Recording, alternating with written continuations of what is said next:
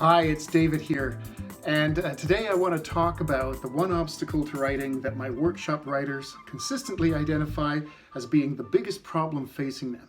Any guess what it might be? You might think it's fear, and that's definitely up there because we're all afraid of all kinds of things when it comes to our writing, like being judged and thinking we're not good enough or talented enough. Actually, any number of those things, really. But the one obstacle to writing that most students point to is the lack of time. Now, I get that. We're all busy with our lives, our jobs, families, kids. There's no shortage of things getting in the way when it comes to our writing. And because we typically view writing as an indulgence, a hobby, it's something that's not very important, it's easy to drop it from the to-do list, isn't it? And when that happens, all our commitments to finally writing that novel this year, or finally getting to those short story ideas we promised ourselves, well, they disappear. And here we are a short time later wondering what happened. So yeah, the biggest challenge to writing isn't talent or knowledge. It's not about whether you're a beginner or a seasoned vet. It has everything to do with finding the time to sit down and write.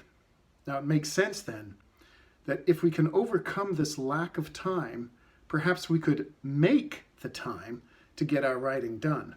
That might mean turning off the Netflix for an hour every second night, or instead of binge watching, how about organizing a binge writing session with some of your writerly friends?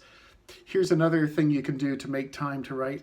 Get up half an hour earlier a few times a week and use that extra 30 minutes to write. Many of us find this to be a really powerful writing strategy.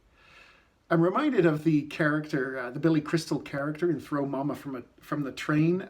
Anyway, he's a writing teacher, and he keeps telling his students all the time that a writer writes always. So here's something you can do right after this video. Take a few minutes, really think about everything you do during the day. And are there times where you can find a few minutes here, a few minutes there, and maybe do some writing in that time? Is there something you can give up for a few months while you work on your novel? Now, make a commitment to write more in the next week only and see how it goes. And then if it's okay, do it for another week.